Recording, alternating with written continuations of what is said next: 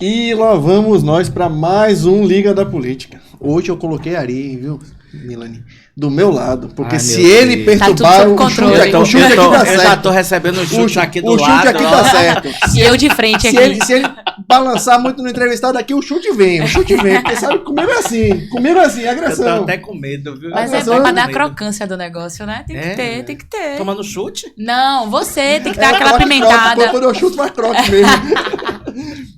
Meu povo, vamos lá? Estamos aqui com o Leonardo Dias, um grande amigo nosso, comentarista da Brado, advogado, sabe tudo de economia e política. E a gente vai conhecer um pouquinho da sua história agora, meu amigo. A gente precisa começar a entender quem é você e o que você faz lá pro lado de Candeias. Me conte aí, quem é você dentro desse processo político? Isso aqui é Liga da Política. Seja bem-vindo. Obrigado. É multifacetado, né? Então, eu já tô aqui contando e se você disser, ainda tem mais, né? Ainda tem mais um pouquinho. Valeu, pessoal. Para mim é um prazer, né, participar aqui com vocês. Eu já acompanhei, tive a oportunidade de receber uns trechos, né, pelo Instagram ali, eu já vi também. Eu vejo que vocês tentam falar aí, né, sobre os bastidores, fazendo análise também, né, sobre o cenário político local, né, a nível nacional também. Então eu estou à disposição, né, para falar para o que der e vier, né. Aqui a gente fala de política, e política é tudo. Exatamente. Fala de tudo. Fala um pouquinho tudo. Como é que foi que você chegou pro processo político? Porque ninguém gosta de política à toa. Ninguém tá no meio político gosta de se mexer com isso à toa. Me conte a sua história. Eu particularmente não posso dizer que eu sou de uma família que tenha a veia política, né, no seu horizonte. Eu, na verdade, sempre gostei de política por acompanhar o noticiário. Quando eu fui fazer minha primeira graduação, entrei na faculdade aos 17 anos, no curso de Economia, e eu fui convidado, né, por sempre me posicionar, né, em relação a algumas questões que eram consideradas polêmicas naquele momento, lá naquele contexto ainda, no início, né, dos anos 2000. Fui para o DA, o Diretório Acadêmico, participei do DCE dos estudantes, e desde então passei a acompanhar a política mais de perto, né? Cheguei a me filiar a um partido político na época. E pode dizer qual foi? Na verdade, eu só fui filiado até hoje a 2 partidos. Não, a 3, na verdade, né? O primeiro foi o PPS, quando eu tinha 17 anos, mas por incrível que pareça, eu me filiei ao PPS porque o PPS era um partido que já era contra o PT na época. Sim. Era um partido de esquerda, obviamente, mas eu me filiei porque eu me considerava de esquerda, mesmo, na verdade, sem ser, porque eu era rejeitado como... O PSDB era direita, né? Isso. Você se lembra que era aquela formação do bloco PPS, DEM, PSDB? Sim. Então, naquele contexto ali. E depois eu me filiei ao PSL, né, que foi já em 2018, e agora ao PL. Foram os partidos que eu me filiei até hoje. Então, desde então, eu entrei na época no diretório do partido, e mesmo sendo mais novo, acabei chegando à executiva regional, né, aqui da Bahia, fiquei como membro da direção regional do partido algum tempo, e participei, né, depois fui presidente do partido também em Candeias, aqui na região metropolitana aqui de Salvador, onde eu sempre tive domicílio eleitoral.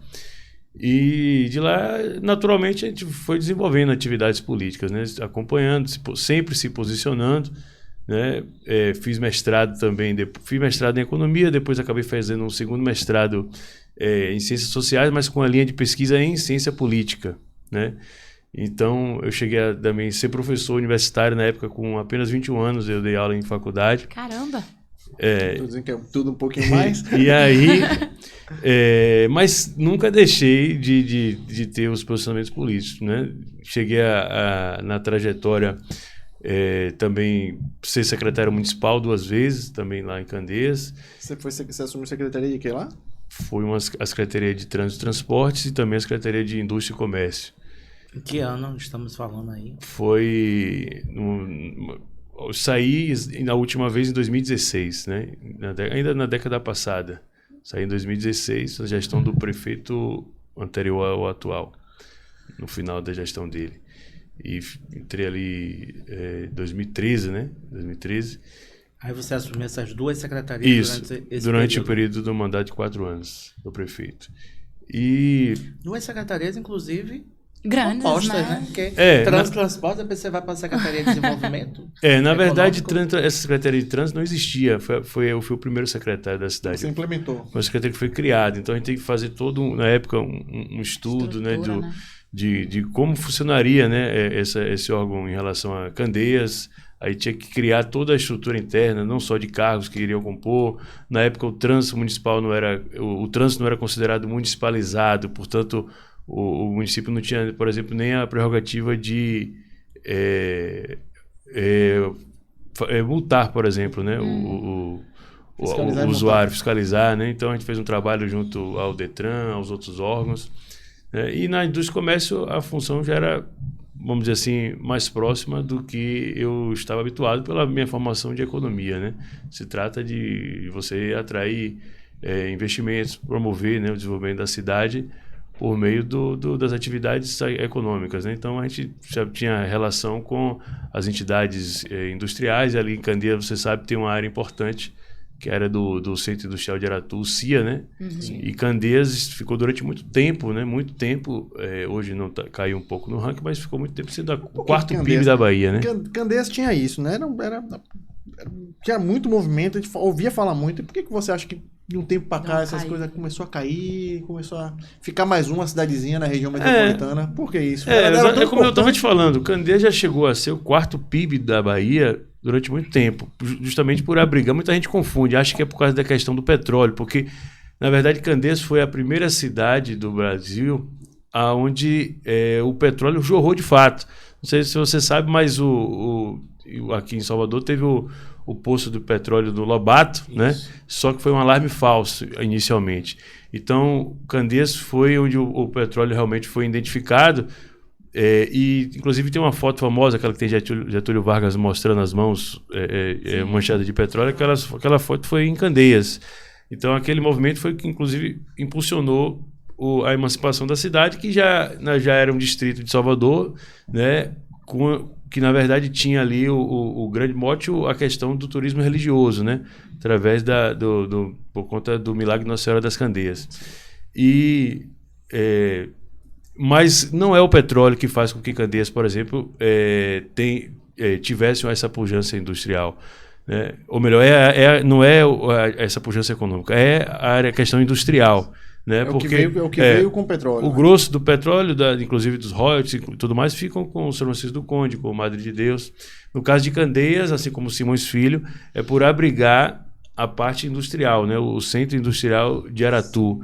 Então tem muitas indústrias, diversas áreas, que faz com que Candeias tenha um PIB grande, né? E como você falou, a cidade, infelizmente, nos últimos anos, vem perdendo o protagonismo, né?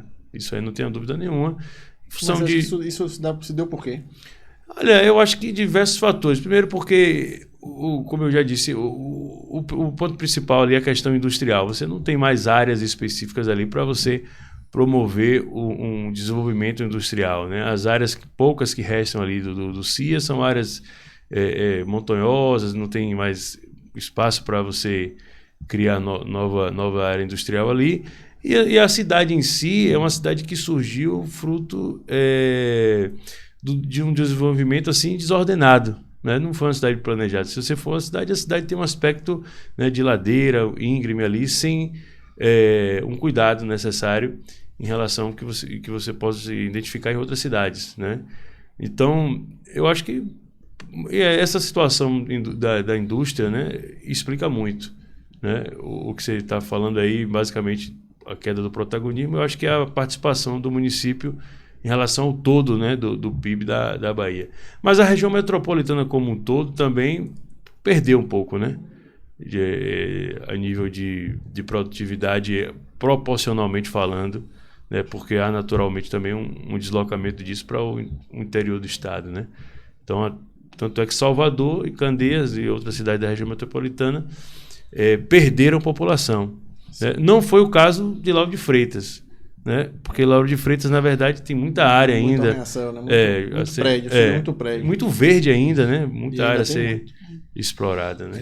Mas Candeias é uma cidade que ela é bem peculiar, né? Porque ela é uma cidade de passagem, né? Que tem as rodovias que passam ali, mas também uma cidade que tem um turismo muito a ser explorado, né? Você tem praias lindíssimas ali em Candeias que não são exploradas. Eu acho que o que falta, né, talvez, né, na gestão pública é esse olhar, né? Se não está acontecendo da forma que tem que acontecer com as indústrias que ali eram instaladas, né?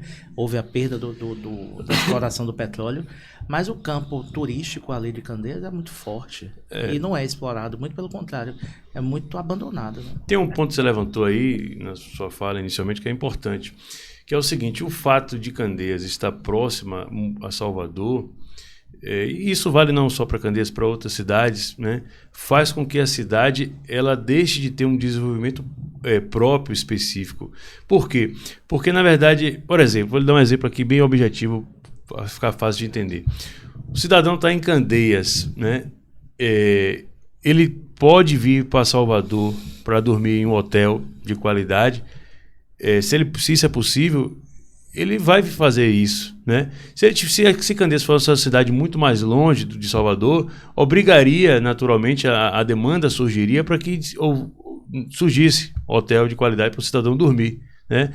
Ali naquela região. Então, como você pega, por exemplo, uma cidade como Santo Antônio de Jesus, né? Tem um dinamismo próprio e é uma espécie de capital regional para outras cidades, justamente pela própria distância, porque obriga com que aqueles atores das atividades econômicas se mantenham naquele local, ao invés de se deslocar para ir para outro, né? Então esse é um ponto. O outro que você levantou em relação à questão do turismo é também interessante, porque se você for ver, na prática, essas localidades que você fala de potencial turístico grande, né? Atende, na verdade, a um público que não tem nenhuma relação com a cidade de Candeias. Muita gente de Candeias, por exemplo, não tem nem noção de determinadas localidades que são frequentadas, que pertencem ao município, por outras pessoas que realmente não têm relação com a sede do município, né? Então, eu acho que realmente esse ponto é importante, você inclusive fazer uma integração, porque parece que nem é de Candeias. Se você pegar a região de Caboto ali, por exemplo, que é um distrito de Candeias, um local muito bonito, sempre houve, né? Sempre houve essa interpretação. Vira um puxadinho de Salvador, né? Vira uma extensão de Salvador. E um local assim, com as condições ainda precárias. Não tem. Ali você vê um potencial de desenvolvimento. Ali uma baía dentro de uma outra baía.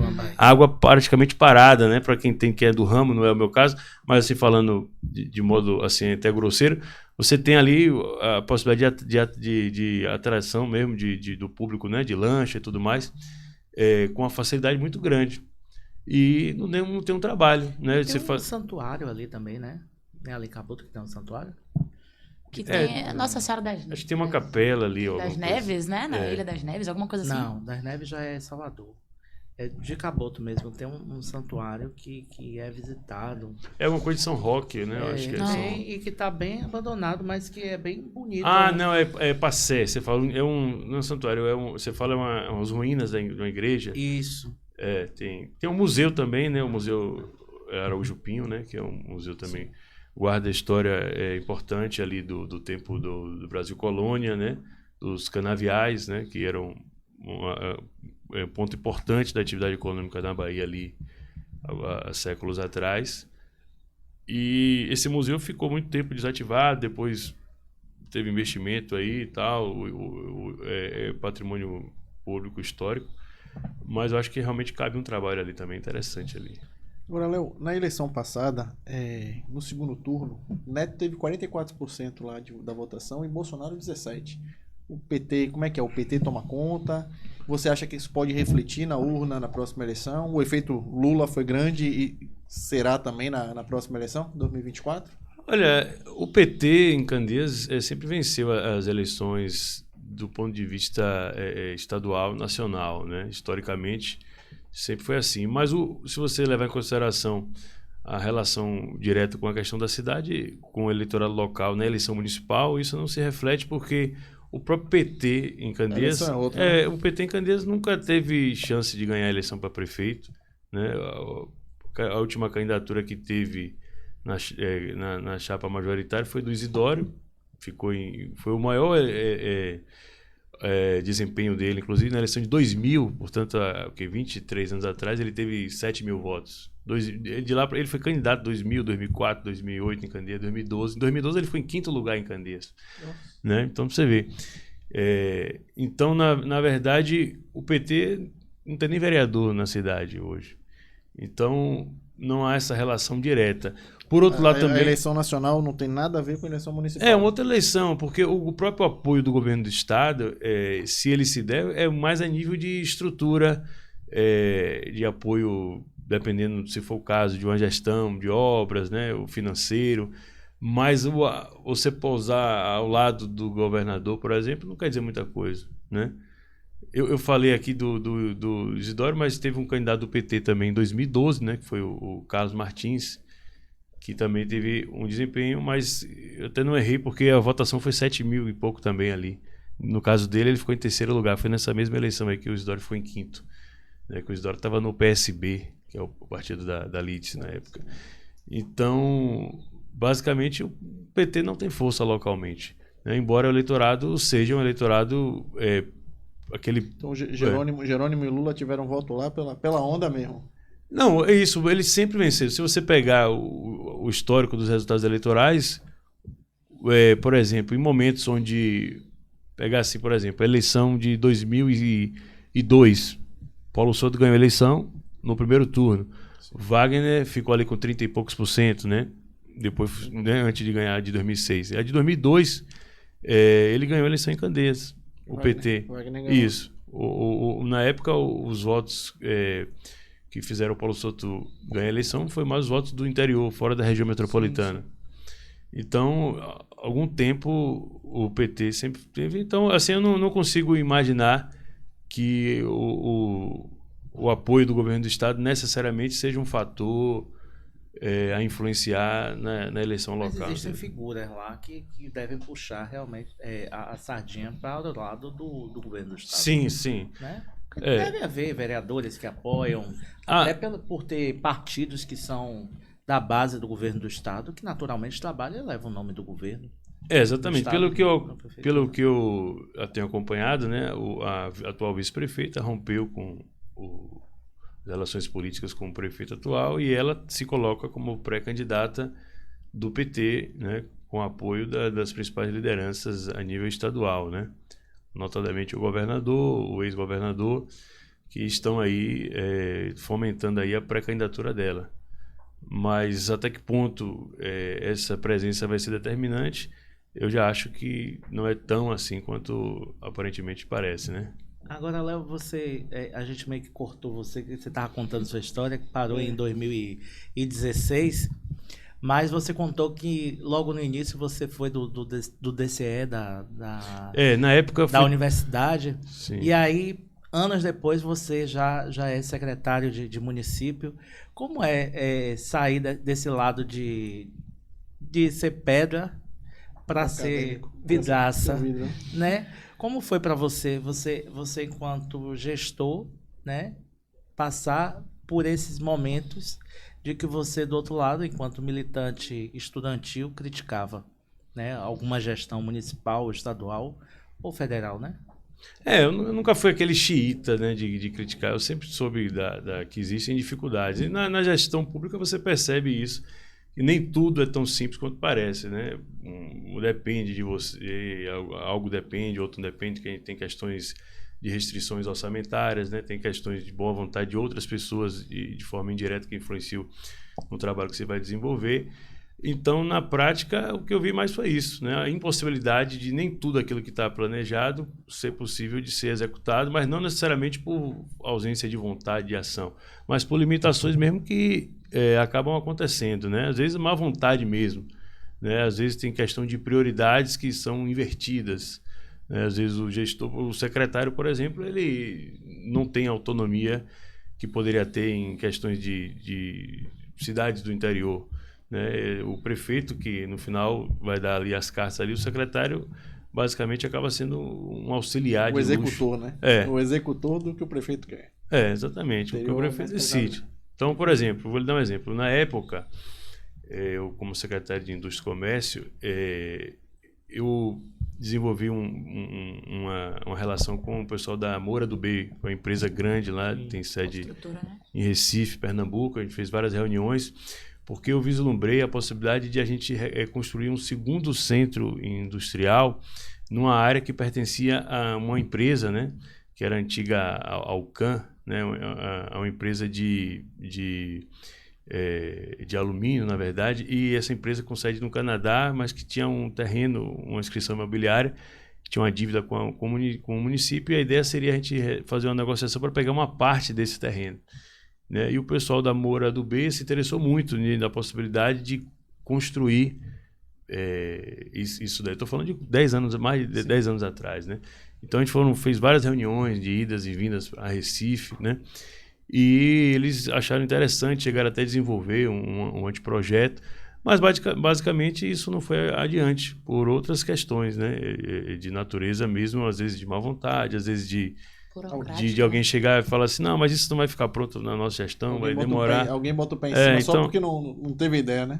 Vou fazer força porque não vai levar louro, né? Vou fazer força para o outro ficar vermelho, então não tem sentido. Um negócio pode ter resultado daqui a 5, 6 anos, então não vou fazer isso agora. E até hoje, então, tá lá. Tá lá, eu não sei mais como é que tá, se foi negociado, se a dívida ainda existe, como é que ficou, mas não saiu do papel. É algo que foi tão... chamou a atenção da Moura do B, que é uma empresa séria, uma empresa de grande porte, que disponibilizou a cúpula, né, dela, né, o pessoal da família esteve aqui, e a situação não foi para frente. Então, é só assim, entre várias outras situações. Né? Mas, sem dúvida alguma, seria um projeto que marcaria, né? Que ficaria ali, né? Um legado importante. E aí, depois de 2016, deixa ele contar a história dele, né? Eu tô querendo saber isso mesmo. Na verdade, eu tô falando dessa questão que você perguntou do Candeias, mas Candeias, na verdade, assim, com todo o respeito que eu tenho à cidade, nunca foi assim o meu carro-chefe, né? De atuação da questão política, apesar de eu sempre ter o meu domicílio eleitoral por lá. Né? Então, sempre gostei, mas na verdade, eu acho que eu mudei muito nessa concepção política e até me tornei algo assim, a gente fala de direita, né? Por causa do Olavo de Carvalho, né? Que eu acabei conhecendo ali meados de 2008, né? Então, para compatibilizar, por exemplo, as ideias que eu passei a defender e inclusive defender e introjetar na minha personalidade, e compatibilizar com a política real era um pouco difícil para mim. Porque você fala assim, por exemplo, você acha que esse cargo aí não deveria e nem existir. O cargo que você ocupa poderia ser até dispensável, dependendo do ponto de vista. Mas por que você ocupa? Porque se não for ocupado por mim, tem que ser no mínimo alguém melhor do que eu. Né? Ou então que ele não exista realmente, de fato. Eu digo no ponto de vista de uma visão mais extremada, liberal da política, no sentido de que... Alguém precisa ocupar aquele cargo, já que ele existe. Ou então extinga ele, né? Porque não tem sentido você colocar alguém por colocar. Se for colocar, tenta que alguém tenha a competência para fazer o mínimo possível. Né? Então, eu me tornei alguém de direita, defendendo assim, os valores de viés mais conservador, já nesse período aí. Né? Mas tendo que lidar ao mesmo tempo com toda a situação, né, de relação com o pessoal do PT, sindicalista, local. Eu sempre soube separar isso muito bem. Então, por isso que eu não acho que eu posso ser enquadrado como um xiita, porque se você for ver na internet é o que mais tem. O sujeito, ele vai lá... Extremista, né? Eu chamo de extremista. Acaba sendo extremista porque ele ignora a realidade. Então, você vai na política municipal, você tem que conversar com todo mundo. Sim. Né? Você não tem que... porque o cara é esquerdista, não sei o que, tem uma visão completamente diferente da sua. Aí você não vai conversar com ele. Tem muito isso, né? Tanto na política como na comunicação. E você também entrou no nosso meio, né? Você virou comentarista lá na Rádio Brado. Eu queria que você contasse um pouquinho como é que foi, como é que tudo aconteceu. Você desbravou, de fato. Eu acabei ficando conhecido nesse ponto da questão da direita da Bahia, né? Porque na época, né, tinha pouca gente que apoiava a pré-candidatura do Bolsonaro. Contava nos dedos, realmente. Então, quando eu era secretário de Candeias... 2018, né? Isso, mas antes, voltando, assim, eu como secretário, por exemplo, eu fui lá no gabinete do Bolsonaro e... Deputado, eu era secretário municipal. Aí tinha um evento lá do Sebrae, com o secretário de desenvolvimento em Brasília. Eu aproveitava, passava lá, conversava com ele e tal. peguei amizade com o pessoal do gabinete, e aí eles, quando vinham para a Bahia, por exemplo, o Eduardo Guimarães, né, que era o chefe do gabinete, ele vinha para cá e me ligava, tá, vamos tomar uma cerveja, não sei o que, a gente conversava e ninguém se falava, isso em 2013, né? Tanto é que o Bolsonaro chegou a ser pré-candidato em 2014, era do PP, sim. E aí acabou o partido não dando legenda, mas ele já seria ali. A gente já sabia que alguma coisa estava, aqueles movimentos que acabaram eclodindo ali com o pessoal Olavo e tal, o Bolsonaro chegou depois. Então eu comecei a participar e fiquei acabando conhecido nisso, né, no meio, porque eu ajudava até financeiramente a fazer as faixas, aqueles movimentos que começaram em 2013, aí tiveram o movimento o impeachment da Dilma, 2014, 2015, né, e até me arriscando, porque eu tinha cargo lá na prefeitura, né, não era do PT, mas ao mesmo tempo era da base do governo, e eu já apoiava o Bolsonaro ali, né, aqueles movimentos. Aí subia no trio na Barra, né, já para falar, para discursar mesmo, né, e aí acabei ficando conhecendo. Depois o filho do Bolsonaro, o Eduardo, na época vinha para cá também, falar, nos grupos de WhatsApp a gente fazia, né, os eventos, ajudava, né, a promover essas manifestações, e por conta disso eu fiquei conhecido nesse meio da direita aqui da Bahia, né, que acabou surgindo, né, várias figuras, acabou muita gente chegando depois da gente, acabou se lançando candidato, eu acabei não sendo. Quando surgiu o PSL, aí era aquela menina lá de Feira de Santana, ela chegou a me colocar como presidente do partido aqui em Salvador, né, o diretório, né, a comissão provisória, só que foi pouco tempo, uma semana, sei lá, eu acabei pedindo para não continuar, com muitas atividades. A menina de Feira seria a ex-deputada. Isso. E pronto, aí eu... O que é bacana é que ele não fala o nome, mas... Porque eu gostaria dos nomes. É porque eu não lembrei, na verdade, eu não lembrei do nome dela. Daiane Pimentel. Isso, a Daiane. Você teve Covid, foi? Se eu tive... Tá com lápis de memória, não lembro o nome. Não, eu tive, mas não fiquei com sequela nenhuma, não. Tá. É porque ela não marcou muito mesmo, né? Na verdade é essa. Então... Depois a gente vai voltar para esse trecho. Você não acha que teve muita gente, mas muita gente mesmo, que acabou entrando nessa onda? Bolsonaro, oba, barra, não sei o quê. E aí vê que o negócio tá dando onda, vou surfar. Porque assim, conservador mesmo, a Bahia tem muitos? Não, veja bem, olha, você falou surfou na onda. O próprio Bolsonaro, assim, não é nenhum, eu não estou fazendo uma crítica, nem crítica ao termo, não estou acusando, mas ele surfou em uma onda que não foi ele quem criou. Né? Esta onda assim de direita, conservadora, então foi o Olavo de Carvalho, que já era muito conhecido na internet, né? Tinha uma espécie de uma bolha. Você falou 2006. Não, ele 2008, já veio. Esse né? trabalho, 2008 foi quando eu comecei a levar mais a sério, a conhecer a obra dele, mas ele já faz esse trabalho desde a década de 90. Então, já tinha muita gente, né, que era influenciada em uma espécie de uma bolha fechada na internet, e eram pessoas que tinham capacidade de formar opinião na sociedade, mas que não se manifestavam. Em 1990 já tinha essa bolha de internet? Sim, tinha juízes, vários médicos, empresários que seguiam o Olavo de Carvalho, do ponto de vista intelectual, que apreciava a obra dele desde os anos 90, muita gente que não se posicionava. Então, se você pegar, por exemplo, se voltar no tempo, você via lá o filho do Bolsonaro, o Flávio, dando medalha como deputado estadual do Rio de Janeiro ao Olavo de Carvalho em 2009, porque o Olavo, o trabalho que ele estava desenvolvendo era uma bolha que ninguém conhecia, porque era restrito ali. Então, essa bolha, ela na verdade, ela é basicamente rompida com aquelas manifestações que inicialmente eram de esquerda, em 2013, que era aquela manifestação do passe livre, exatamente. Foi orquestrada pela esquerda ali, né, do negócio da manifestação contra o governo geral do Alckmin lá em São Paulo. Só que ali as pessoas começaram a ir para as ruas e eles perderam o controle. Aquelas manifestações que se tornaram de direita e o pessoal ia para a rua com cartaz, Olavo tem razão. Era no trio gritando. Então, assim, ninguém entendeu como é que um cara desse coincidiu, porque naquele momento ali, um editor da revista Veja, que era um dos alunos dele, que era o Felipe Moura Brasil, resolveu lançar um livro, que era uma coletânea de artigos. Esse livro se tornou um best-seller no povão, né? Aquele o mínimo para não ser o idiota. Então, aquilo ali, então o movimento cresceu, foi crescendo, ganhando uma proporção cada vez maior, dominando a pauta das manifestações, inclusive aquelas manifestações de 2013, elas foram tão fortes que, por exemplo, se você pegar a Lava Jato, ela tem um componente fundamental para a gente explicar como fruto daquilo ali, porque a Dilma, para dar uma resposta àquelas manifestações, né, ainda no poder, ela baixou lá um pacote de legislação em que incluía, por exemplo, entre várias situações, a mudança da punibilidade, né, no Código Penal mesmo, o Instituto da Delação Premiada, que era uma cópia de uma legislação norte-americana. Mas essa questão da delação premiada foi fundamental para o avanço da Lava Jato posteriormente, nos anos seguintes, que colocou atrás das grades a cúpula do PT. Né, por causa da pressão. Ali foi uma resposta que ela deu, né, a ideia de dar o anel para não perder os dedos. Então, aquelas manifestações foram crescendo. Em determinado momento, se tinha a ideia de que não aceitariam políticos nas manifestações. O PSDB foi o primeiro a ser rechaçado, né? Porque ninguém queria o PT, mas também não queria o PSDB, ninguém aceitava. Não tinha partido político. Não tinha ninguém. O Bolsonaro, na verdade, também não foi aceito inicialmente. Ele tentou subir no palanque algumas vezes e não conseguiu.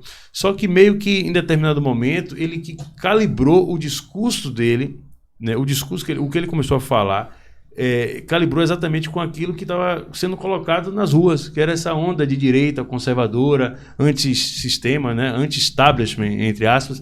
E então ele foi meio que um casamento perfeito. O pessoal começou a ver, não, esse é o cara, é o único que nos representa, né? Porque foram vários os movimentos que tentaram, vamos dizer assim, capturar essa energia das ruas, né? Teve o MBL, teve aquele movimento Venha para as Ruas, todos eles não tiveram o êxito necessário porque eles não conseguiam fazer esse discurso que as pessoas identificavam como sendo um discurso realmente coerente com o que estava sendo ali pedido, né?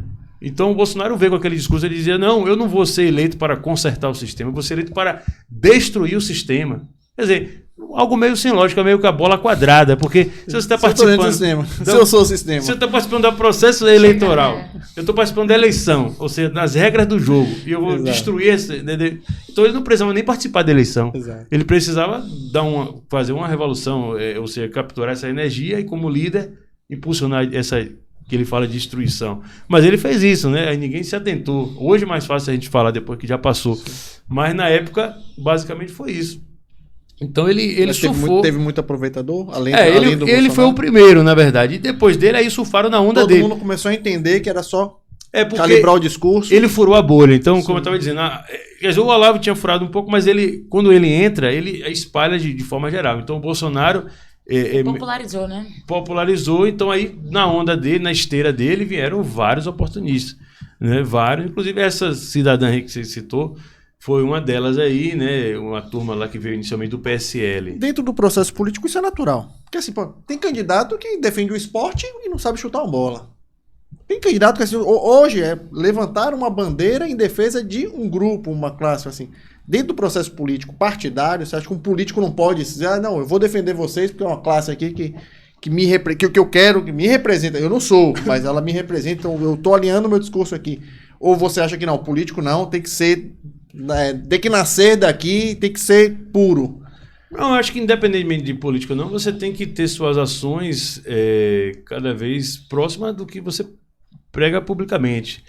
No caso aí, nessa onda, foram muitos aqueles que faziam um discurso, mas a gente sabia que não defendia necessariamente aquilo que estava pregando. E quando tinha a oportunidade mínima de se posicionar em relação a determinadas situações, ele se posicionava de forma diametralmente contrária ao que ele estava defendendo. Esse que é o ponto. Mas obviamente, eu acho que o Bolsonaro errou, não sei se você queria dizer, nessa divisão com o PSL, porque, vamos supor o seguinte, é verdade a interpretação que a grande maioria desses surfaram na onda e não ganhariam a eleição se não tivesse meio que pongado na imagem do Bolsonaro. Quase todos aquela bancada eleita lá. Só que isso não significa que depois de eleito, ele poderia, ele não deveria contemplar os anseios deles, né? Porque, veja bem, vamos citar o nome, essa sujeita lá de Feira de Santana, não quero defender ela, pelo contrário. Mas ela ganhou a eleição exclusivamente por conta de ter surfado na onda do Bolsonaro. Sim. Chegando lá, ela inclusive falou que ia ser candidata a vice-presidente da República e depois disse que não podia porque não tinha idade. Eu achei uma estratégia fantástica. Foi uma estratégia fantástica, porque ela sondou, botou o nome dela, não, eu serei candidata a vice. Aí depois você fala, nossa, como? Quem é essa? Aí foi aí que eu descobri que era ela. Quem é essa? Eu fui achar, achei. Daqui a pouco ela fez, não posso ser porque eu não tenho 35 anos. Aí eu fiz, nossa, estratégia boa. Porque ela soltou o nome, aí ela apareceu. Aí ela colou. Aí ela apareceu pro universo. Mas dentro desse processo, assim, porque o que aconteceu tanto em 2018 quanto também em 2022 com o Bolsonaro é assim, se eu sou do PSL, se eu sou do PL, eu tenho uma capa de conservador e eu sou bolsonarista. Eu estou credenciado. É isso que eu ia dizer. Não necessariamente isso, porque, por exemplo, você tem no processo, tipo assim, a Damares não precisou disso, né? Você teve o próprio Tarcísio em São Paulo não precisou disso, né? De estar dentro desse universo. Assim, o Republicanos, de certa forma, parte do Republicanos representa essa parte conservadora. Então, assim, você acha que assim, teve muito isso, de aproveitador... Muita gente de esquerda na direita. Hoje o PL, inclusive, faz base. Metade é base do governo, metade não é. O vice-líder do governo do estado da Bahia é PL. Então, assim, e não é, né? É bolsonarista e não é. Tá lá, mas não tá. Como é que na sua cabeça, assim, você que acompanhou todo esse processo, como é que você entendeu isso? Isso que eu tava tentando falar. O primeiro erro do Bolsonaro, a meu ver. Ele elegeu com ele dezenas, foram 58, se eu não me engano, deputados do PSL, e desses 58 aí, basicamente 40 foram exclusivamente eleitos por conta de ter surfado na onda dele. Chegando lá, esses parlamentares naturalmente queriam espaços no governo, indicar, né, seus assessores que ajudaram na campanha, né, se fortalecer politicamente para eleições seguintes. O Bolsonaro chegou e disse, não, você não tem direito a nada, né, porque basicamente você só ganha a eleição por conta do apoio. Eu já lhe dei o mandato. Que eu dei, já tenho o mandato, então fique aí com o que vocês... Então eu não preciso. Então ele promoveu esse racha de forma desnecessária para não dar o que eles queriam, que era muito pouco, a meu ver. Depois ele teve que recompor a base com o Centrão. E o Centrão, ele deu muito mais, deu ministério, deu estatais, muito mais caro, né? Deu tudo e não teve o apoio. Saiu muito mais caro. Né? Porque quem elegeu junto com ele acabou saindo mais caro. E você vê, se você fizer uma análise do governo, o governo Bolsonaro, claro que teve a questão da pandemia, mas o governo funcionou, vamos dizer assim, razoavelmente de acordo com as expectativas da agenda que foi proposta em 2018, apenas em 2019, que foi justamente no ano onde o governo não tinha o apoio do Centrão, onde o Bolsonaro tinha meio que inovado uma situação política, que ele tinha feito um rompimento daquilo que se caracterizou chamar de presidencialismo de coalizão, desde da nova Constituição para cá, né? Desde, pelo menos ali, não vamos contar Collor, que Collor caiu justamente por conta disso. Sim. Desde Itamar Franco, depois 2 mandatos de FHC, do mandato de Lula, Dilma, todos governaram basicamente na lógica dos ministérios em troca de apoio no Congresso. Sim. Ele rompeu esta lógica em 2019 e, por incrível que pareça, aprovou reformas estruturais, inclusive a reforma da Previdência, que foi importante naquele momento ali, sem o apoio do Centrão. E aí depois, já com o período da pandemia, ele praticamente chuta, né, essa ala ideológica que dava sustentação a ele, que era a área raiz, né, a base raiz dele, e vai fazer uma composição com o Centrão. Só que esse Centrão não entrega os votos que ele precisa, porque nem o voto impresso que ele apoiou tanto, entre várias outras bandeiras, não conseguiu. Em troca de 9, 10 ministérios estatais importantes. Aqui na Bahia ele botou um deputado aí que nadou de braçada em estatal e foi o mais votado nessa eleição aí. Um deputado que chamou ele de débil mental durante o início da instalação do governo.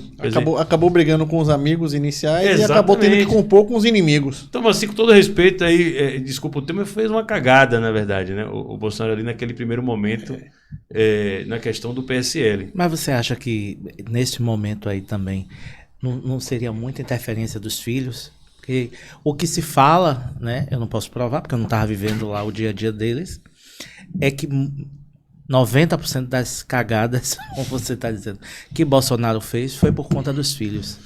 Vídeo que hoje ele está sofrendo, né? O que ele está sofrendo para proteger os filhos. Eu tenho uma interpretação sobre essa questão do filho dele, né? Do Flávio. Eu tô falando os filhos. Aí eu coloco todos os 4. 01, 02, 03, 04. Eu não coloco o meu nome, o que ele diz, né? É porque o Flávio... A fraquejada. Tem a questão mais emblemática para a gente entender o que pode ter acontecido, né? E que é minha linha de interpretação. Naturalmente, as instituições oficiais, inclusive o Ministério Público de alguns estados, têm o viés ideológico, né, ali. Então, surgiu uma lista, né, de parlamentares do Rio de Janeiro que fazia a chamada prática de rachadinha. Que, na verdade, se você for ver a rigor, a rachadinha ela pode ser imoral, mas legalmente até então não era um crime considerado. Tem partido que tem no seu estatuto previsto a doação de recursos do cargo que você ocupa por indicação partidária, o cargo público que você ocupa. Então, o que aconteceu? Naquele momento ali surgiu essa lista, o filho dele nessa lista estava na posição, se eu não me engano, 30º e alguma coisa, da lista do número de quantia de movimentações que os deputados haviam feito. E aí, qual era o que ele podia fazer? Ele podia chegar e dizer, meu filho no passado não tinha dinheiro para fazer campanha, e ele chegou para os assessores de gabinete e pediu uma contribuição, um percentual do salário para juntar para fazer campanha, já que ele não contava com o apoio que muitos candidatos têm com dinheiro sujo, então ele podia ter falado isso. Isso é imoral? Pode até ser que sim, mas é ilegal. Agora, se tiver que prender meu filho, tiver que investigá-lo, prenda também todos os deputados do PT, do PSOL, que inclusive tem movimentação 10 vezes maior do que o meu filho. Ele tinha que falar isso, mas o que ele fez? Ele que dá uma de santa, não, isso não aconteceu. Aí então, quando conta aquela história, conta a primeira mentira, você tem que contar uma maior, uma seguinte. Então ele basicamente... Perseverar na mentira. Então ele teve que ficar ali, literalmente escondendo a situação. Chegou no momento que todo mundo esqueceu que os outros tinham movimentado muito mais, né, do que o filho dele, e basicamente ele foi lá e fez articulações que, ao meu ver, eram desnecessárias para encobertar essa situação. Por exemplo, naquele período ali, o ex-senador do PT do Mato Grosso, Delcídio Amaral, ele tinha feito uma delação premiada que basicamente quase que colocava o Toffoli, né, o ministro que era o presidente do STF, sim, naquele momento, em maus lençóis, né? Uma situação que a Lava Jato estava chegando no colo do Toffoli, que ia chegar um momento que ele ia ter que ser preso praticamente. E aí o próprio Toffoli, depois da reunião com o Bolsonaro, supostamente para blindar o filho do Bolsonaro, mas na verdade blindando ele próprio, ele retira o COAF, né, na época do Ministério da Justiça, e devolve ao Ministério da Economia e barra todas as investigações do COAF no país por tempo indeterminado. Não só a do filho do Bolsonaro, mas a dele também. Mas no noticiário ficou... como se estivesse protegendo só o foi o acordo que o Toffoli fez com o Bolsonaro para proteger o filho. Então foi uma situação que não tinha necessidade, né? Mas eu não tenho dúvida nenhuma que o que você está colocando tem um fundamento, tem sentido total para quem acompanhou um pouco dos bastidores, e aquilo dali acabou desencadeando em outras situações, como, por exemplo, abriu precedente para a instalação do inquérito ilegal, né, o chamado inquérito das fake news, que, por mais que você pode discordar ou não, mas pessoa sendo presa por crime de opinião, entre aspas, né, por estar na internet emitindo... Existe na direita, né, conservadora, a imagem de Bolsonaro é o que está no ápice, né? E as pessoas estão embaixo fazendo o que ele determina, ou orienta, né? E aí você vê, no final do mandato dele, você vê brigas familiares, né, sendo expostas, né? O perfil de Bolsonaro deixando de seguir a esposa, tweets, sabe, que claramente não foi ele que fez, e sim outras pessoas da família que tinham acesso à rede social dele, né? No caso, o filho, que falava, no caso, Carlos. O 03, né? Que é o Carlos. Sim, vereador.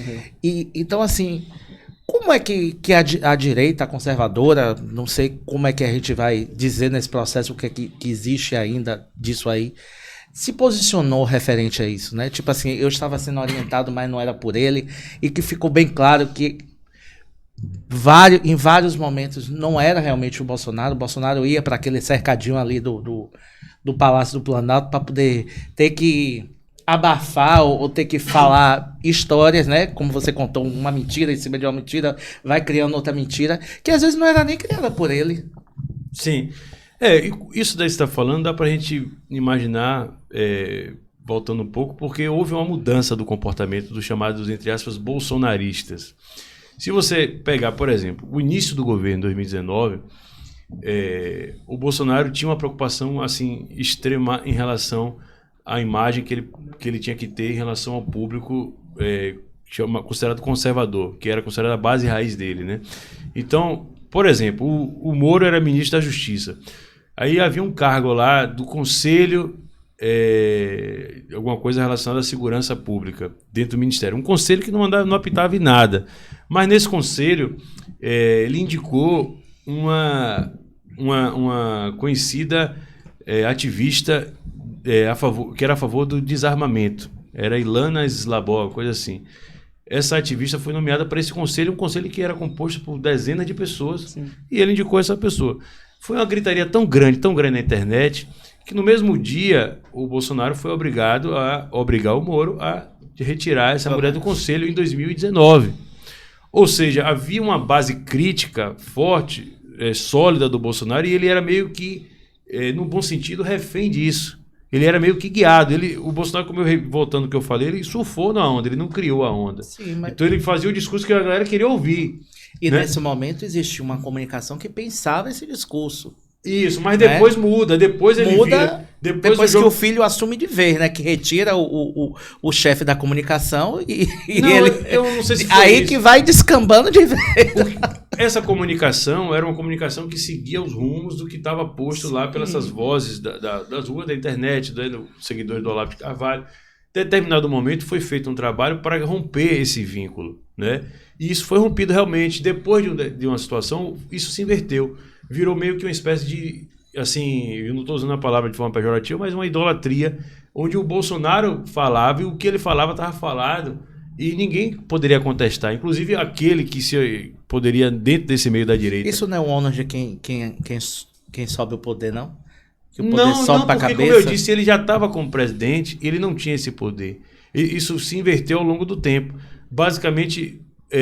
depois disso, aí sim vem esse cenário que você está falando. Do que ele fala, passa a ser incontestável. Quem ousa contestar, seja até um parlamentar, por exemplo, ele automaticamente não é conservador. Na linguagem popular, é cancelado. Né? Então ele perde a aura de bolsonarista, de conservador, seja lá o que for que tem aqui o caracteriza como sendo da direita, e ele é meio que expulso. Então você fazer uma crítica, mesmo que construtiva, mesmo à direita do Bolsonaro, você automaticamente está sendo um leviano, você está querendo prejudicá-lo, inclusive uma cobrança para o próprio bem do governo. Você, por pensar assim, já sofreu muito essa crítica? Sim, por exemplo, quando eu ia na rádio lá, no começo, já em 2020, já estava assim. Então, o pessoal fala, isso aí é um esquerdista, é um comunista. Eu falo assim, não... Tá infiltrado. Porque assim, o Bolsonaro tem uma ordem do STF. Esse daí já foi de movimento estudantil. Não, é isso. Participou de movimento estudantil, o pessoal falou, vem de esquerda. É a pecha. Eu pago esse pato. Na verdade, não participei tanto assim. Eu fui membro, né? Mas nunca fui. Eu hoje, olhando mesmo, eu nunca fui de esquerda, basicamente. Mas, enfim, voltando. Então, quem cobrava, por exemplo, uma ação efetiva para o bem do próprio governo, o Bolsonaro deveria se posicionar, por exemplo, uma decisão do STF, na história, você já viu que teve momentos onde foi descumprida. Teve, por exemplo, o senador Renan Calheiros, quando era presidente do Senado, teve uma decisão do ministro Marco Aurélio, decisão monocrática, ele foi lá e rasgou a decisão, disse, não, isso aqui é uma decisão ilegal, não vou cumprir, acabou, e vai fazer o quê? Vai me prender? Não, acabou. Entendeu? Ficou por isso mesmo, não tem muito tempo na história. Então, quer dizer, aí você falasse assim, não, mas essa decisão, por que o Bolsonaro tem que cumprir a decisão? Ele está meio que doutrinando os seus apoiadores a aceitar o STF como sendo um poder irrefutável, né? Você acha, então, que muito desse poder que o STF tem hoje no Brasil se deu pelo presidente da República estar aceitando e acatando tudo que não tenho nenhuma dúvida disso. Com certeza absoluta. Com certeza absoluta. Eu escrevi um artigo lá, está até no site da Brado, depois do 21 de setembro, né? Do 7 de setembro de 21, que eu falava justamente isso, né? Ele ajudou a consolidar na interpretação do senso comum de que o STF não poderia ser confrontado em qualquer cenário, mesmo no mais absurdo que fosse, de decisões consideradas inconstitucionais. Então, basicamente, quando ele falava assim, eu tenho que jogar nas 4 linhas. É uma contradição, porque, de acordo com a própria Constituição... Quem interpreta as 4 linhas é o STF. Isso, mas na Constituição ele é o mandatário também da nação. Ele tinha a obrigação de se insurgir contra as decisões. Mas quando ele fala assim, eu tenho que trabalhar nas 4 linhas da Constituição. Quem interpreta a Constituição é o STF. Sim, então ele está, na verdade, de alguma forma, dando o suporte para eles. Mas a própria Constituição abre margem para que o STF seja confrontado quando a decisão é considerada inconstitucional. Sim. O mandatário da nação. Cadê o Senado? Não, o Senado seria para a questão de impeachment. Sim. A lei de 1950 diz que o impeachment é feito pelo Senado. Outra situação, por exemplo, a questão da briga dele com o STF. Ele fez articulações políticas consideradas assim difíceis, como, por exemplo, você que acompanha a política, eleger Alcolumbre para derrotar Renan Calheiros em 2019, no início do governo. Foi uma articulação do ministro dele, o Onyx Lorenzoni, né, para dar a presidência da casa, as 2 presidências da casa ao DEM, tanto a ele, ao Rodrigo Maia também. Então, essa articulação era muito mais difícil em termos de construção política na casa do que fazer um impeachment de um ministro do STF que já tinha um clamor popular grande. O número de votos, inclusive. Para você fazer um impeachment do ministro do STF, de acordo com a legislação, é maioria simples dos presentes. Né? Ou seja, se você tiver uma sessão lá com 70 presentes dos senadores, se tiver lá 36, você já faz o impeachment de um deles. Não precisa passar nas 2 casas, 2 turnos, uma PEC, como é uma PEC, por exemplo. E ele, basicamente, ele tinha como fazer isso. Só que ele não fez, ele tinha como fazer. Tanto é que ele fez para eleger o Alcolumbre. Né?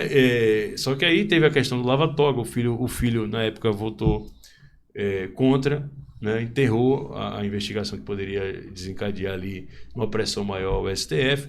Então, basicamente, ele foi numa estratégia completamente distinta da que ele pregou em relação à sua campanha, né? Mas você não acha que Bolsonaro surgiu de um movimento de rua, porém foi um movimento social muito forte, de rede social muito forte, né? Bolsonaro vem desse movimento. E quando ele ganha a presidência da República, em diversos momentos, né? Eu estou falando durante o mandato dele de 4 anos, nos momentos que ele tem que se posicionar, ele não se posiciona e leva isso tudo na brincadeira. Por exemplo, no momento da pandemia, em momentos que ele poderia se posicionar enquanto chefe de Estado, presidente da República, ele não se posicionou. A gente teve as enchentes aqui na Bahia, enquanto a gente perdia gente, né, morrendo, casas alagadas, ele estava andando de jet ski. Então, assim, você não acha que em momentos que ele tinha que se posicionar, ele não se posicionou enquanto presidente da República e que toda a nação esperava um posicionamento dele. E aí, nesses momentos, né, que aí o STF tinha que tomar algumas decisões, tomava, porque ele não tomava uma decisão e uma postura. Você não acha que isso também ajudou a fortalecer esse processo de poder do STF por conta desses posicionamentos que ele não tomou nos momentos que ele tinha que tomar? Eu acho que dos 2 pontos de vista, se posicionou também às vezes demais em algum contexto. Algumas situações não cabia ele como presidente estar batendo boca com um jornalista, por exemplo. Tem sentido. Porque uma menina falou, vou xingar o jornalista. Não tem lógica. Né? A imagem dele foi sendo apaquenada em função disso também. Ele foi meio que unindo os inimigos em torno de si. Ele uniu todo mundo, PSDB, PT, todo o que chamava de establishment político em torno dele, porque basicamente ele brigava de forma abstrata. Ele falava contra o comunismo, não era nem contra pessoas. Quando era contra uma pessoa, era uma pessoa... Mas brigando contra as forças era um jornalista, ocultas, né? São as forças ocultas. Ele falava de forma abstrata, o comunismo, não sei o quê, mas quem são os comunistas? Quando ele fazia uma briga de forma efetiva com uma pessoa, era uma discussão, né, com um jornalista qualquer. Então isso foi unindo os inimigos. Ele poderia, ao invés de fazer isso de forma para desunir, ele poderia fazer o contrário. Ele poderia atacar alvos específicos ou até chamar alguns setores que poderiam estar junto com ele. Eu dei o exemplo aqui do próprio partido dele, o PSL, mas o Centrão, por exemplo, poderia aprovar uma parte da agenda que era chamada Agenda Conservadora de 2018 em troca dos cargos que receberam por exemplo, a agenda que ele defendeu, né, questão de doutrinação nas escolas, questão de armamento civil, parcialmente ou não, entre outras, esse centrão, que é o centrão que está hoje já de novo com o Lula, aprovaria também as pautas do governo dele. Mas não aprovou nada. Teve todos os cargos que ele ofereceu, mas não aprovou nada. Por quê? Porque, na verdade, ele ficou tão enfraquecido que, em determinado momento, os ministérios que ele dava serviam apenas para que o impeachment dele não fosse votado. Sendo que o impeachment, na verdade, acontece historicamente em situações muito específicas, que é quando há uma ausência de popularidade muito grande ao ponto de que o governo fica insustentável. Isso não chegou a acontecer com o Bolsonaro em nenhum momento. O que aconteceu é que ele ficou dividido, o país, né? Ele gerou um ódio muito grande de determinadas pessoas, justamente, eu acho que ele mais... alimentou, né? Eu acho que mais até pelo posicionamento excessivo do que pela ausência de posicionamento. O que você está chamando de ausência de posicionamento é um trato mais próximo daquilo que realmente importa. Né, daquilo que realmente importa, dos problemas reais do país. E ele deu muita atenção para baboseira. E perdeu muito tempo com bobagem, entendeu? Se posicionou demais e onde não precisava se posicionar. Não caberia ele estar falando, porque teve um não sei o que no interior, aí ele faz uma live para não sei quando para falar porque teve uma bobagem lá, não sei o que. Pegar um probleminha, transformava em problema nacional. A sensação é que ele não tinha assessoria nenhuma. Mas o problema é que, como você também falou... Mas a assessoria que pensava em 2019 foi embora.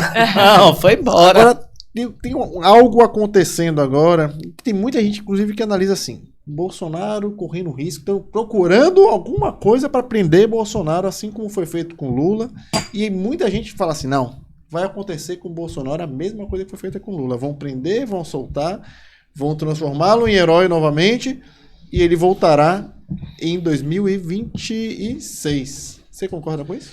Olha, eu acho que a analogia não cabe, assim, eu tenho várias críticas ao Bolsonaro, mas eu acho que não dá para a gente comparar com Lula em relação ao histórico de corrupção, da corrupção institucionalizada que foi feita no país, do volume, né? A gente está falando de bilhões desviados das estatais, né? A questão da Petrobras, por exemplo, um roubo sem precedente na história do mundo, né?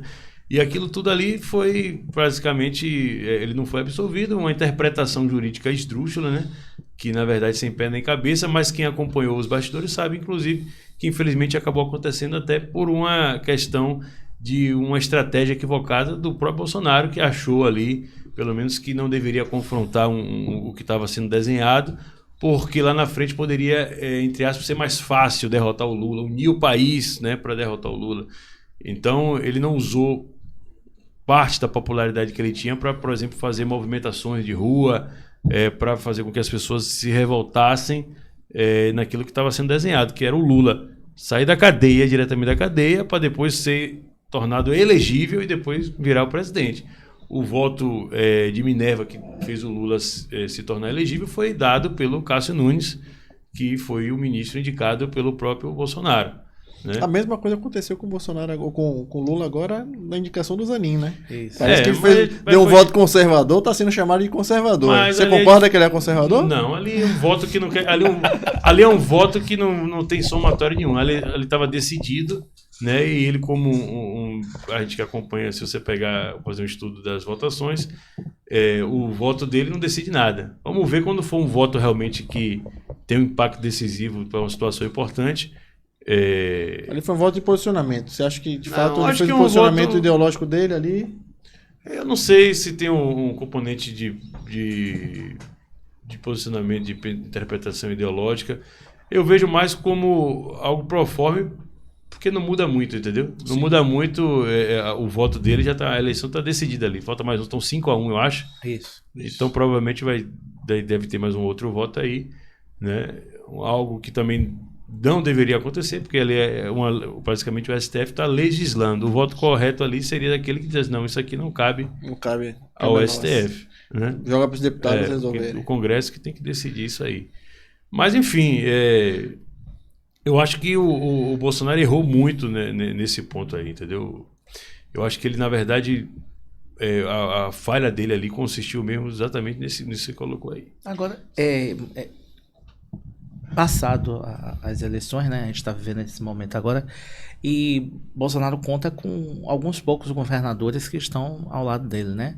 A gente tem o governador de Minas Gerais, nós temos o governador de Zema Tarcísio, Ratinho Júnior, aí tem um que tá meio lá, meio cá, que é o governador do Rio Grande do Sul, você tem o governador de Goiás, o Caiado ali, e recentemente tivemos uma reunião do Republicanos lá de São Paulo, com o presidente Bolsonaro participando.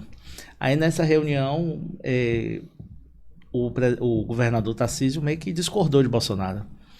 E a direita conservadora, tipo assim, malhou Tarcísio. A direita conservadora ou a direita bolsonarista? A direita, obrigado pela correção. A direita bolsonarista malhou o Tarcísio.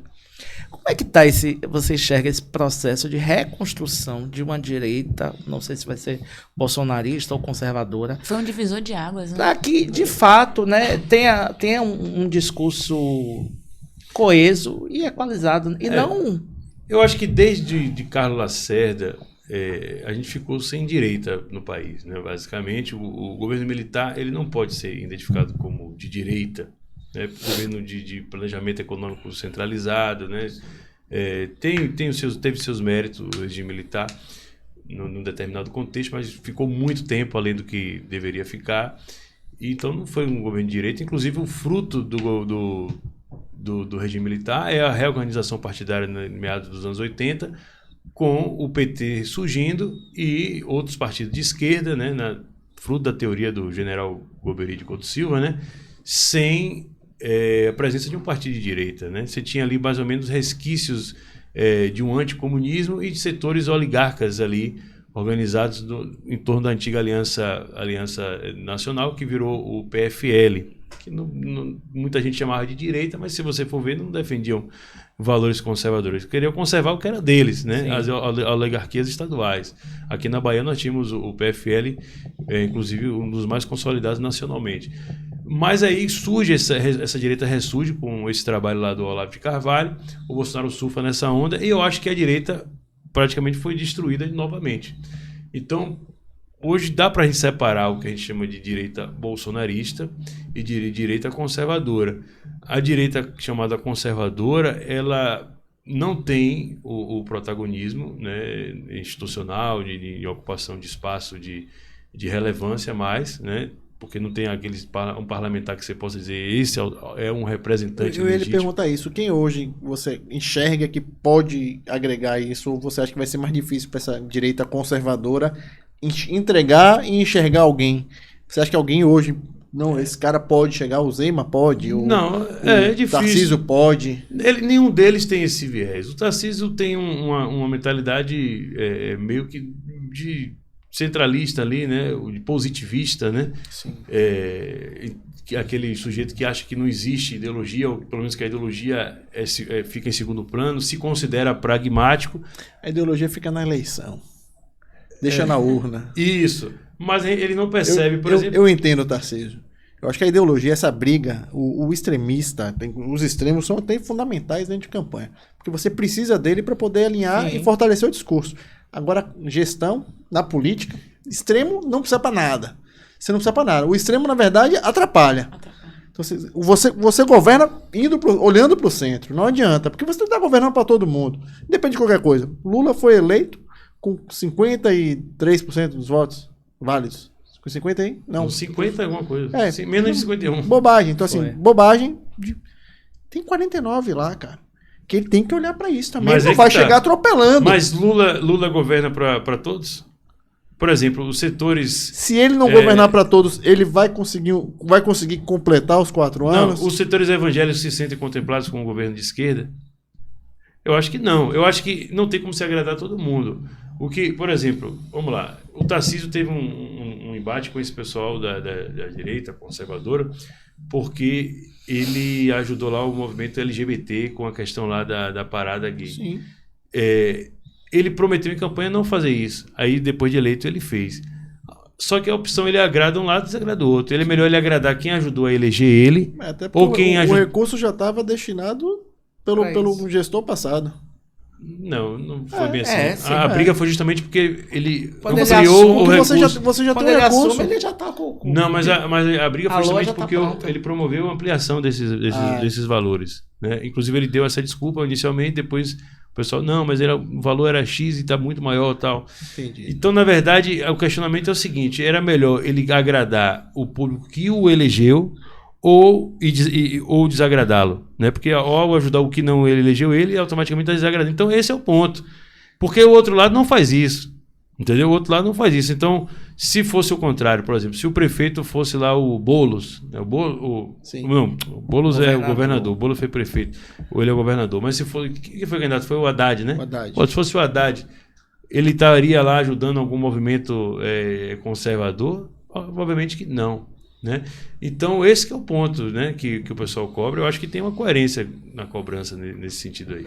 Mas eu acho que assim, é como o Paulo falou, quando o Tarcísio assume, ele deixa de lado o extremismo, né, e passa a ser o gestor, né? E quando você fala de uma parada gay, que é uma parada gay de São Paulo a maior do mundo, com 2 milhões de pessoas, que vai gerar uma renda, né, para toda uma cadeia, né, turística, né? Não só turística, mas e outros segmentos, porque 2 milhões de pessoas que vão estar numa cidade por conta de uma parada gay. Então ele olhou mais para o lado financeiro do que, de fato, o pensamento político dele, né? O viés ideológico dele, né?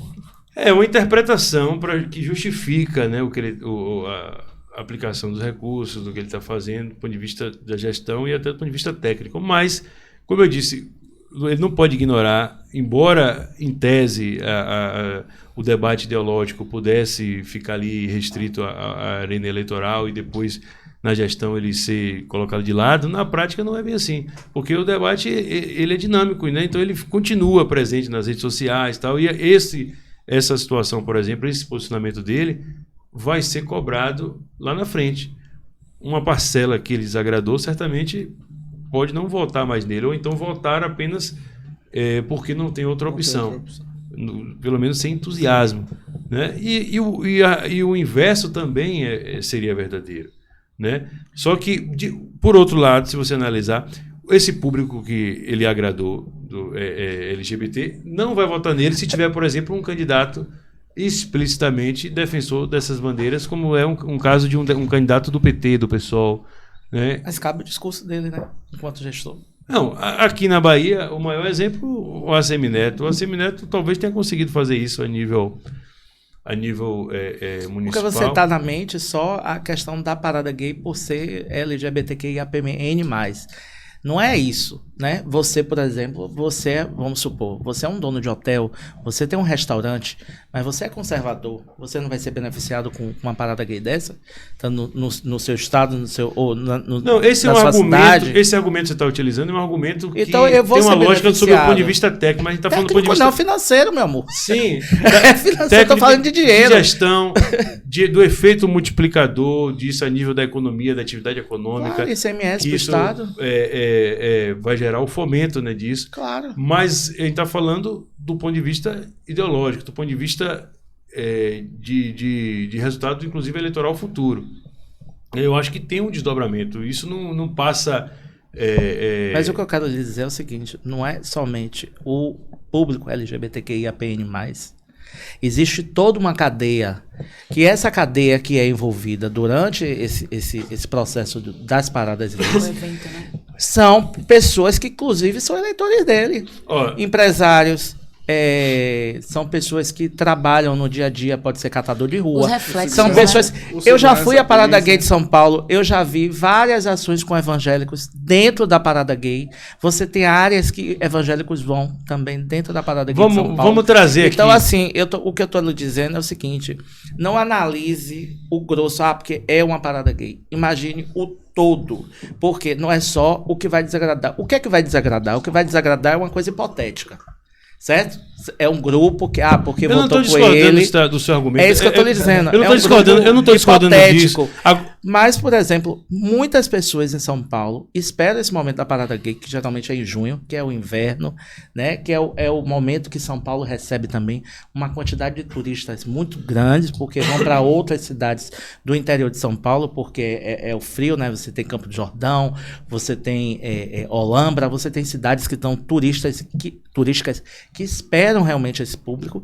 E por que não investir numa parada gay? Porque vai fomentar toda uma coisa. Aí você tem Uber, você tem mototáxi, você tem os táxis, você tem uma gama de pessoas que são envolvidas por conta de uma parada gay, que é surreal. Que, imagine, ele pensou como gestor e foi mas se o negócio é tão dinâmico assim, ele não dele. precisaria de recursos do contribuinte. Eu vou lhe dar um exemplo aqui para você entender que, no meu posicionamento, indo para a nossa paróquia aqui, questão de Salvador. Sim. Carnaval de Salvador.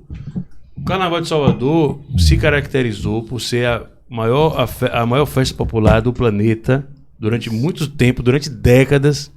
Não foi isso? Isso. E em um contexto, em um momento, onde a intervenção do poder público era mínima mesmo. O Carnaval de Salvador, historicamente, eu me lembro, eu morei ali naquela rua ali da Barra, ali do Jardim Brasil, a rua Florianópolis, que era fechada. Ali você tinha os blocos de carnaval abertos com suas respectivas sedes durante o ano inteiro. O ano inteiro ficava fechado, cada bloco tinha sua sede, ficava funcionando exclusivamente por conta do poderio da própria iniciativa privada, pela demanda que existia sem intervenção pública. O máximo que a prefeitura, não era nem o governo do estado que nem se metia, tinha os comissários.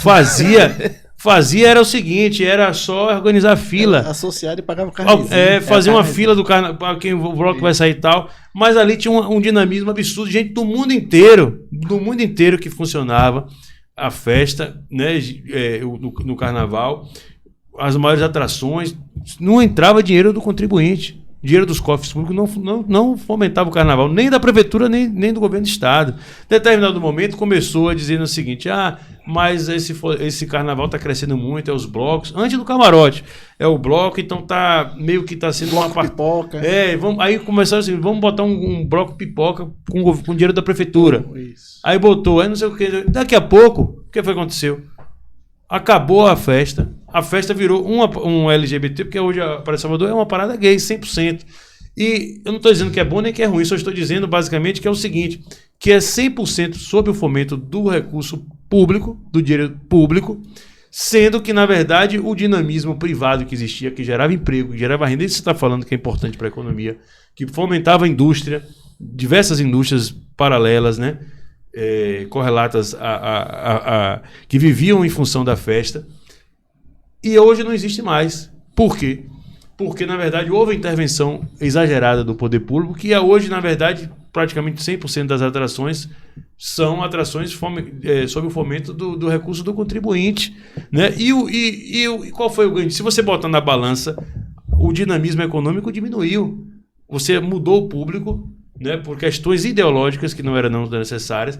Aí você introduziu e muita gente deixou de ir para o carnaval, outras pessoas passaram aí, mas virou meio que uma festa quase que LGBT, o Carnaval de Salvador, né? E, na verdade, o ganho que você tinha, você também perdeu. Você continua tendo ali, só que agora meio que troca. Você tem ali, né, tem a situação, por exemplo, uma cervejaria patrocina o carnaval. Aí tem exclusividade para vender no circuito, na avenida e tal. Só que, por outro lado, antes você tinha uma liberdade. O ambulante comprava lá e vendia, não sei o quê. Era uma coisa meio desorganizada. O comércio que se organizava naturalmente, entendeu?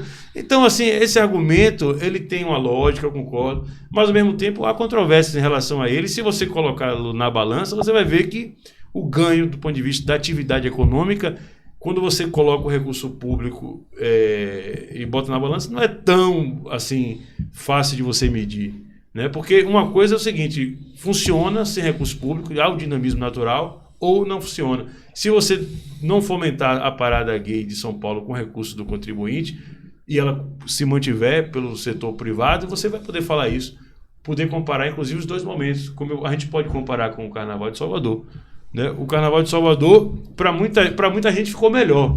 Para outro, hoje em tese, entre aspas, mais democrático, atração, o público antigamente era uma espécie de monopólio dos blocos, dos camarotes, hoje o cara vai na rua e tem atração. Mas para muita gente também, isso deixou de ser interessante. Muita gente fala, não vou mais ali, não perdeu sentido para mim. Então, quem é que tá certo e quem tá errado? Eu acho que aí... Temos assunto aí para fazer 5 podcasts. Eu ia até rebater, mas não vou rebater, não. Até porque a gente já estourou o tempo. Foi mesmo. Eu queria saber, vocês têm mais alguma pergunta, meu povo? Eu tenho a pergunta. A pergunta? Lógico, eu vou ter a pergunta. Como é que vai se posicionar, você é presidente municipal do PL em Candeias, né? Eu queria saber um pouco como é que o partido vai se posicionar dentro do município para... eleições de 2024. Lá em Candeias, você está falando com o Paulo, é meio complicado. O cenário é bem assim, acirrado do ponto de vista da disputa local. Lá hoje nós temos alguns pré-candidatos, 3 ou 4, mas eu acho que isso vai acabar se afunilando no máximo 3 ou 2, é a tendência. E com os pés no chão, sem nenhuma megalomonia, nós vamos tentar eleger pelo menos um vereador lá do PL. Então o desafio é muito objetivo, é montar uma chapa de candidatos a vereador para bater o quociente eleitoral dentro do que a gente coloca ali como os números que a gente calcula mínimo necessário, né, para fazer um vereador nosso do partido, fomentar ali uma base para o futuro, né, e se posicionar, obviamente, em relação à discussão do futuro da cidade, sendo protagonista, né, em relação ao que vem pela frente, no caso de Candeias. Eu acho que esse é o objetivo, com os pés no chão. A gente não vai dizer, vamos lançar um prefeito lá, um candidato a prefeito para ganhar a eleição do partido. Não temos tempo hábil para isso e o cenário também não permite que a gente faça isso. A não ser que fosse uma aventura, né, completamente sem sentido, né?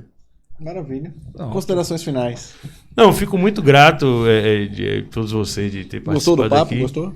Gostei. Eu esperava que a gente fosse falar mais assim, eu vejo você falar dessas questões de campanha, né, eleitoral. Eu gosto muito também de estratégias dos candidatos, tanto da chapa majoritária quanto o candidato da chapa proporcional. Eu acho bem interessante, né? Você fala das novas ferramentas, né, que vem pela frente de marketing, inteligência artificial. Isso. Que muita gente não está acompanhando de perto, que certamente vão fazer a diferença aí no futuro. Eu achei que a gente é mais por essa linha, né?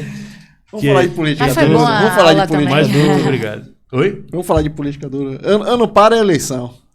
Sim, ano ímpar é política. Vamos falar de política. Mas muito obrigado, viu, meu chefe? Você está à disposição aqui, a casa é sua. Eu agradeço. Viu? Vamos Fica lá, à meu vontade. povo.